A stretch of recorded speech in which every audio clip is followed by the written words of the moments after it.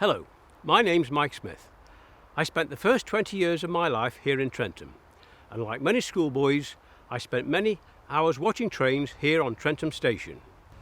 I'm going to indulge in a piece of nostalgia and take you for a walk along the old Trentham branch line from Trentham down to Trentham Park. You can see part of the old bay platform on the northbound side of the original mainline station. Behind me is the end of the approach road to the station.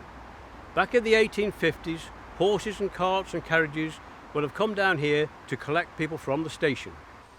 The spot where I'm standing now is the approximate location of the wicket gate which led to the junction platform.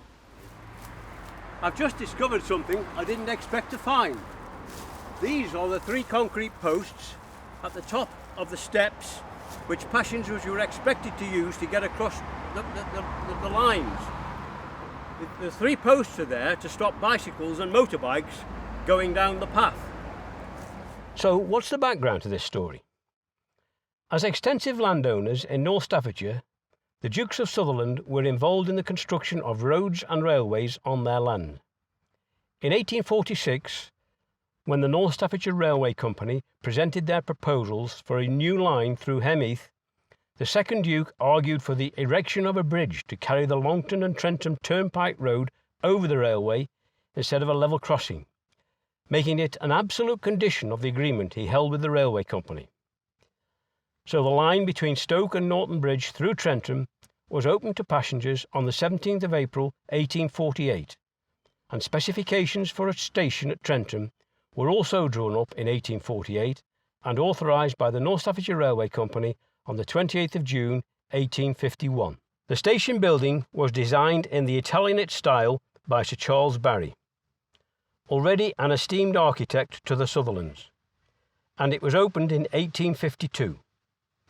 It was a 2-storey structure with a tower and deep eaves, a pan-tile roof and an awning skirt around the building.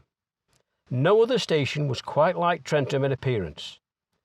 The interior of the station was tastefully decorated, befitting the Duke of Sutherland and his retinue.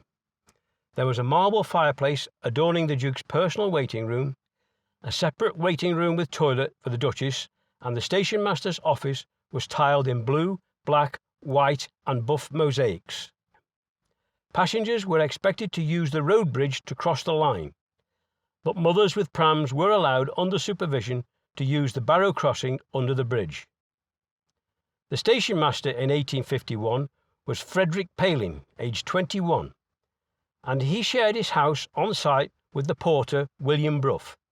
When William Brough married Charlotte a few years later, they set up house in a cottage nearby. The road where they lived is today known as Brough Lane.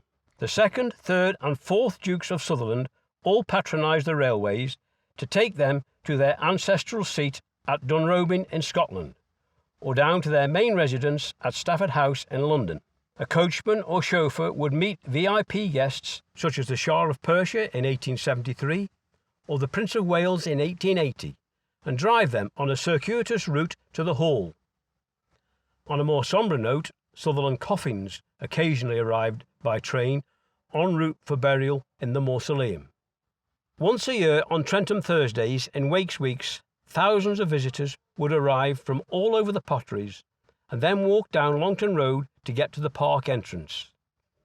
They would pass Hemmeath Smithy, a fun fair and stalls alongside the canal, Trentham Hotel, the police station and the old cottages where refreshments were often served in gardens. At the end of the 19th century, many involved in the pottery industry were living in new houses on Longton Road. Abraham Fielding used the train to take him to the Devon Pottery in Stoke, and the Corn brothers needed to travel to Top Bridge Works at Longport. Around the turn of the century, further land bordering the Longton Road was sold off for development and brought more affluent residents to Trentham. The pony and trap in the photograph is about to start the ascent of the bridge, with the house Selwyn to the right. This later became a home for the blind and is now the site of a retirement home. From 1905, after the Sutherlands left Trentham Hall and free public access was granted to Trentham Park, Trentham Gardens was open to paying visitors. This meant there was a need for regular, reliable transport to serve increasing numbers of visitors, with more convenient access to the entrance on Park Drive. Plans were quickly drawn up by North Staffordshire Railway Company for what was to be the last line it built, and the necessary land was purchased from the Duke of Sutherland. Royal assent was granted on the 21st of August 1907, and construction began in 1908. At least one local man assisted with the construction, Abraham Clay, son of Abraham Clay, the estate blacksmith, who lived on Longton Road, seen here on the footplate of a tank engine named King Arthur. The mile-long line cost £16,067 to build and was opened on Easter Monday, the 21st of March 1910. The branch line came off the main line just beyond Trentham Station in the Stoke direction. An additional platform was provided for passengers arriving from the south, who had to alight at the main station and walk up along a footpath to wait for the connecting trains. It was known as Trentham Junction, but never appeared on public timetables. The gateway to the junction platform was just to the left of the main station building. The line then curved pretty much along the line of what is now Chessington Crescent, towards what is now Meadow Lane. Railway enthusiasts will note that there is a double rail on the inside of the curve. This was to help prevent derailments on such a sharp curve. At the time of the construction of the branch line, Meadow Lane was just a muddy lane leading to fields owned by the Duke of Sutherland. The bridge can be seen here. It had a 20-foot span with a height of 8 feet, just enough to allow the passage of cows and farm vehicles. Some of the embankment can still be seen where it approaches the Trentham Mersey Canal. The steel girder bridge had a span of 25 feet 6 inches and rose 9 feet above the canal. The land on either side of the line was then farmland belonging to Ash Green Farm and the Sutherland estate. There would have been uninterrupted views up to Hanford, with cows grazing in the fields and haymaking in the summer. It would have felt very green and rural for visitors from the smokier parts of the potteries out on a day trip.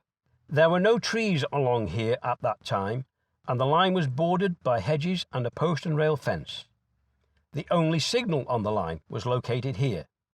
Before it reached Newing Lane, the line passed Newing Mill, which in 1910 was being farmed by the Brassington family. Their land stretched up towards Hanford, and their cows, sheep and horses used a cattle creep level crossing under the embankment to access the grazing.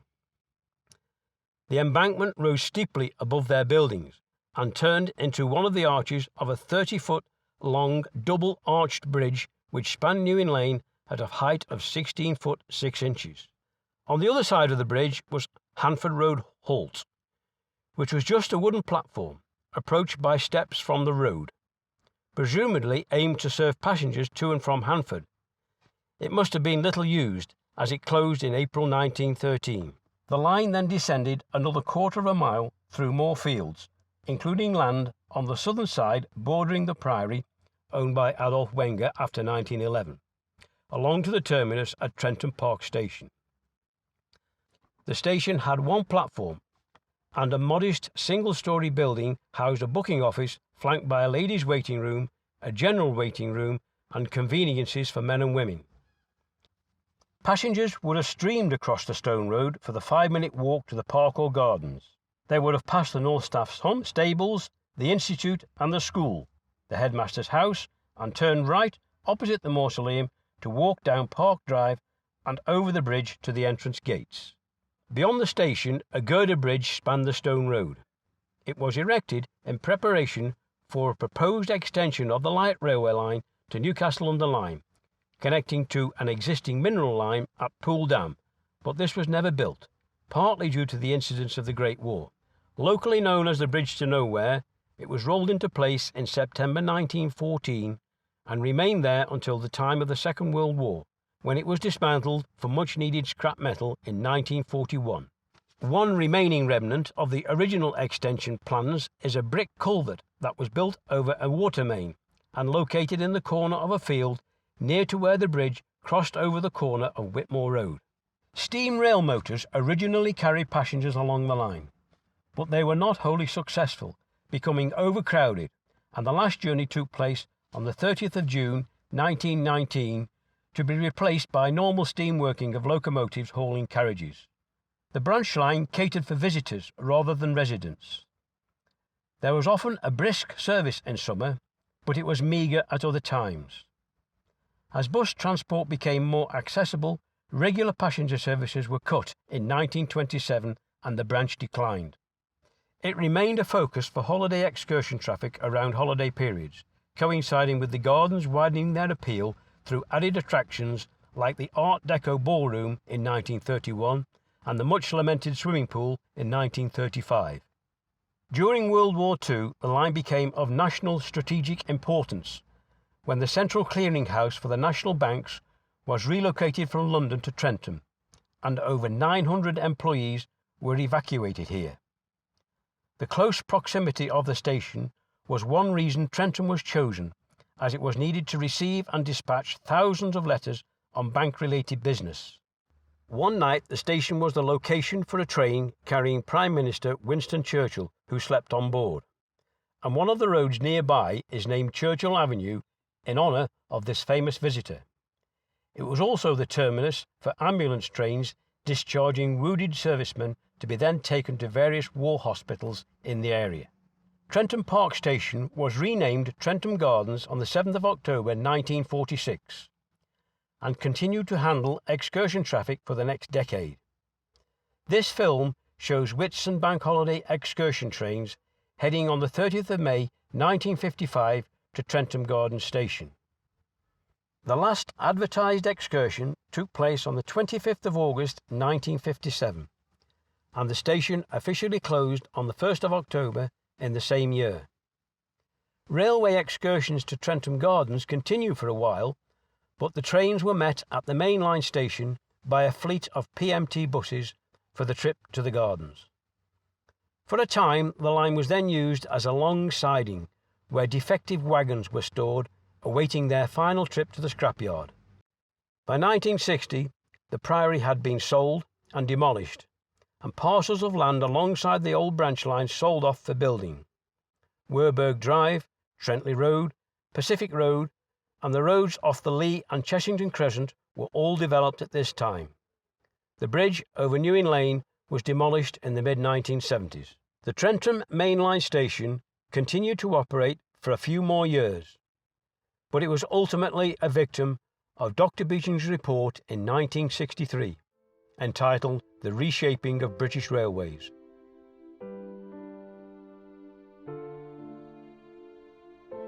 So ended Trentham's connection to the rail network, and sadly the station was demolished.